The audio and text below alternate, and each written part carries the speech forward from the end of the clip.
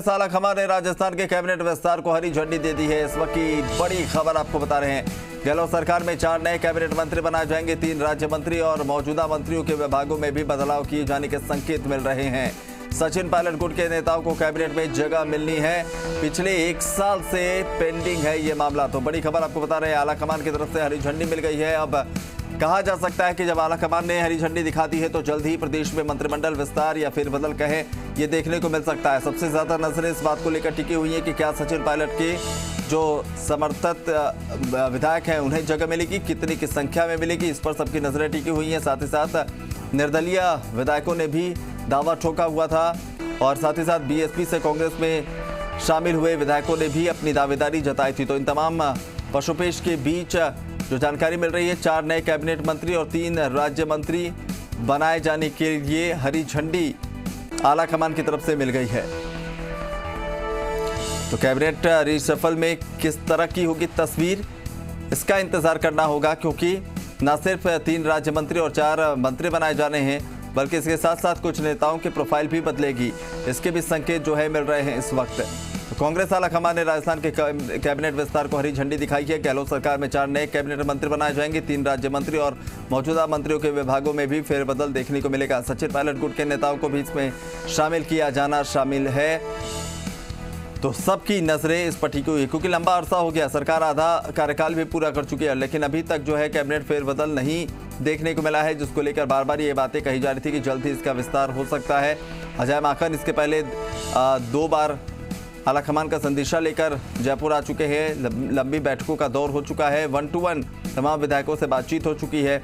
गोविंद सिंह डोटासरा बतौर प्रदेश अध्यक्ष भी कई बार कह चुके हैं कि जल्द ही कैबिनेट विस्तार राजनीतिक नियुक्ति जो है दी जाएगी, लेकिन ये आखिरकार संभव कब होगा इसका इंतजार था। लेकिन अब जो जानकारी निकल कर सामने आ रही है, आला कमान ने हरी झंडी दे दी है। दिल्ली से रवि त्रिपाठी जी मीडिया सहयोगी हमारे साथ जुड़ रहे हैं, उनका रुख करते हैं। रवि, इंतजार लंबा था, लेकिन कहा जा रहा था कि चूंकि अशोक गहलोत की तबीयत नासाज है, उसके बाद जो है विधानसभा का सेशन शुरू होना है तो कुछ दिन लंबा खींचेगा, लेकिन आला कमान की हरी झंडी के बाद माना जाए कि जल्द से जल्द अब इसको मूर्त रूप दिया जाएगा। जी बिल्कुल, जिस तरह से लगातार तीनों राज्यों में जो कांग्रेस शासित 3 राज्य हैं, तीनों राज्यों में विवाद चल रहा है। एक तरह से राजनीतिक, कहीं ना कहीं पंजाब को देख लीजिए, चाहे छत्तीसगढ़ को देख लीजिए, राजस्थान को देख लीजिए, तो एक सॉल्यूशन निकल आला कमान की तरफ से कि सब राज्यों को फंसा के रखने से एक मैसेज खराब जा रहा है और राजनीतिक उथल पुथल भी हो सकता है और कांग्रेस के लिए एक गलत मैसेज जा रहा है। तो इसको देखते हुए चूंकि 1 साल से, आप जानते हैं कि 1 साल से ये मामला पेंडिंग है। जब सचिन पायलट आए थे दिल्ली और नाराज हुए थे और उसके बाद उनको मनाया गया था, उनके साथ एक फॉर्मूला रखा गया था कि उनके लोगों को एडजस्ट किया जाएगा कैबिनेट मंत्री के तौर पर और उनको मंत्रालय दिए जाएंगे ढंग के।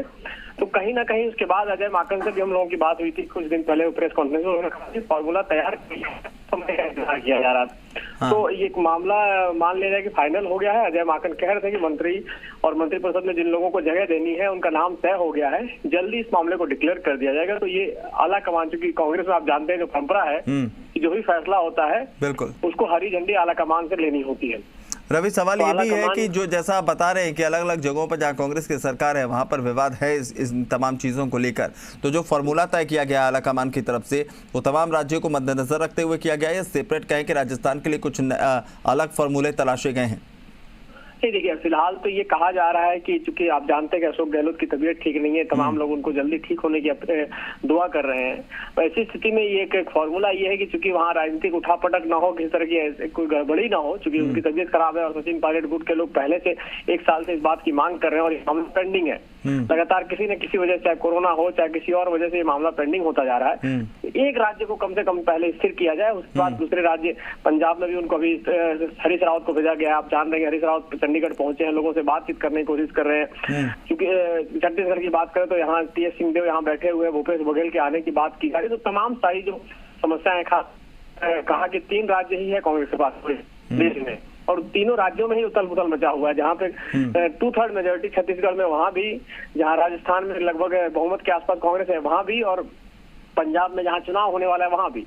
तो ऐसी स्थिति में कांग्रेस चाहती है कि एक एक करके राज्यों का सॉल्यूशन निकाला जाए, क्योंकि राहुल गांधी, प्रियंका गांधी की वजह से कहीं थोड़ा कंफ्यूजन जो लग रहा था, तो प्रियंका गांधी ने खास सोनिया गांधी इस मामले में इंटरवीन किया उन्होंने, और उसके बाद ये कहा है कि चीजों को धीरे धीरे कर समाधान निकाला जाए और सॉल्यूशन निकाला जाए, नहीं तो पार्टी के लिए भारी नुकसान हो सकता है।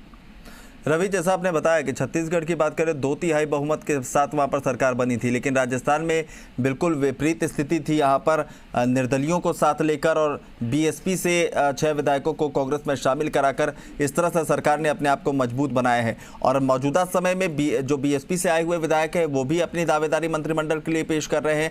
निर्दलीय जो विधायक है उन्होंने कहा कि मुश्किल वक्त में हम खड़े हुए थे तो हमें भी सम्मान बराबर मिलना चाहिए। ऐसी स्थिति में 4 कैबिनेट मंत्री और 3 जो है राज्य मंत्री, क्या लगता है कि इससे राजस्थान में बैलेंस बन पाएगा? बिल्कुल बिल्कुल, देखिए यही कोशिश होगी कि जो चाहे बीएसपी के लोग हों, चाहे इंडिपेंडेंट लोग हों, चाहे सचिन पायलट खेमे के लोग हों, क्योंकि सचिन पायलट का समर्थन ये लोग कर रहे थे, उनको ये नाराजगी थी कि अशोक गहलोत की तरफ से कोई कदम नहीं उठाया गया है ताकि चाहे इंडिपेंडेंट हो, चाहे बीएसपी के लोग हों, चाहे सचिन पायलट खेमे के लोग हों, जिनको संतुष्ट किया जा सके। तो कहीं ना कहीं ये लोग अभी तक सचिन पायलट के साथ खड़े दिख रहे थे, तो ऐसी स्थिति में सचिन पायलट भी इनका नेतृत्व कर रहे थे। और अब लगता है ऐसा है कि इन सारे खेमे के लोगों को, चाहे सचिन पायलट के करीबी लोग हों, चाहे बसपा के जिन लोगों को पार्टी में शामिल किया गया, चाहे जो इंडिपेंडेंट लोग हैं, सबको कहीं ना एक रिप्रेजेंटेशन दिखेगा, क्योंकि आने वाले 2 साल बाद चुनाव है। 2023 में विधानसभा के चुनाव होने हैं, और उससे पहले जो हालात हैं, अशोक गहलोत के नेतृत्व में चुनाव लड़ा जाएगा, फिर सचिन पायलट को मौका दिया जाएगा, क्योंकि बीजेपी में बहुत ठीक नहीं चल रहा है। आप जान रहे हैं कि जिस तरह से वसुंधरा राजे को लेकर विवाद चल रहा है, वो अपने नेतृत्व को लेकर एक नए कार्यालय का उद्घाटन और नया सिस्टम बना रही है। तो कांग्रेस चाहेगी कम से कम अपने धड़े को मजबूत किया जाए, और एक नए नेतृत्व के साथ अगर अशोक गहलोत को छोड़कर सचिन पायलट के साथ भी आना है तो पहले से उनको कहीं ना कहीं मजबूत करना पड़ेगा, नहीं तो पार्टी की स्थिति खराब होगी। चलिए, शुक्रिया रवि तमाम जानकारी के लिए। तो जैसा हमारे संवाददाता बता रहे थे कि बैलेंस बनाने की कोशिश है, और सबसे पहले राजस्थान में स्थितियां सुधारने की कोशिश आलाकमान से की तरफ से की जा रही है, और यही वजह है कि अब हरी झंडी दे दी गई है कैबिनेट विस्तार को। एक बार फिर से आपको बता दें कि 4 नए कैबिनेट मंत्री और 3 राज्य मंत्री बनाए जाएंगे, जबकि जो अभी मौजूदा मंत्री हैं उनके कई लोगों के प्रोफाइल भी बदले जाने हैं। चलिए, यहाँ रुक एक छोटे से ब्रेक के लिए।